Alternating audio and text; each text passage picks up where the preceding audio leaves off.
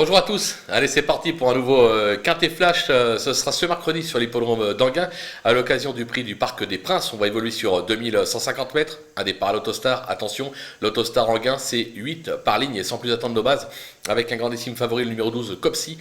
Quelle forme cette année avec 6 succès et 5 accessites en 11 tentatives, soit 100% de réussite. Il vient de s'imposer sur le parcours, je pense qu'il devrait tout simplement doubler la mise. On va lui opposer le 2.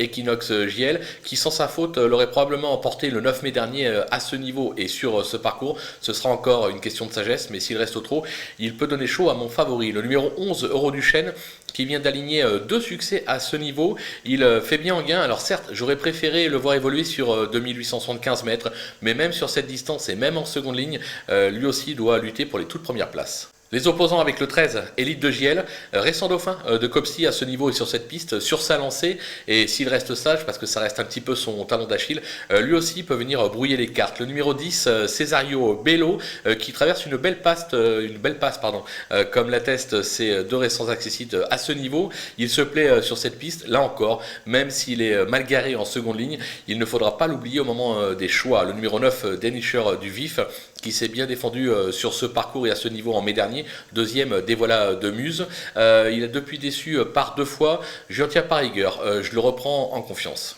Le coup de poker, ce sera le numéro 8, Charme de Star, qui a surtout brillé à Mons ces dernières semaines. Il s'est toutefois déjà imposé sur le parcours du jour. Alors le 8, c'est un peu un numéro piège derrière la voiture, où il va accélérer et venir devant très vite, ou alors il va reculer un petit peu, attendre, prendre une bonne roue et bien finir.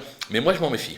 Les outsiders, ils sont au nombre de 3, avec le 5, Dacha, qui alterne le bon et le moins bon. Elle aura pour elle de s'être déjà imposée sur le parcours. Elle est idéalement engagée en première ligne. Son entourage dit qu'elle n'est peut-être pas encore à 100%, donc c'est pour ça que je la glisse plutôt pour une petite place. Le numéro 6, Crescent 10, qui s'est tout simplement classé 3e de cette épreuve la saison dernière, mais qui a depuis nettement baissé de pied. Mais je me dis que s'il s'en souvient, il est capable de refaire parler de lui et pourquoi pas venir accrocher une petite place. Tout comme le numéro 7, Donaviva, qui met son cœur sur la piste ces derniers mois. Elle s'est déjà bien comportée sur le parcours. L'engagement est favorable, mais là, attention, son entraîneur nous dit elle est peut-être pas encore à 100%, peut-être un tout petit peu défraîchie, peut-être pour le prochain coup. Toutefois, moi, je ne l'élimine pas, je ne prends pas ce risque. Du côté des délaissés, l'As, Désir Castelet, alors c'est pas un gagneur, mais il compte quelques bons accessites à ce niveau. Il reste toutefois, pour moi, plus performant en province, raison pour laquelle je tente l'impasse sur ses chances. Le numéro 3, Conchitana Genilou, je la trouve décevante, elle reste sur pas moins de 5 échecs à ce niveau.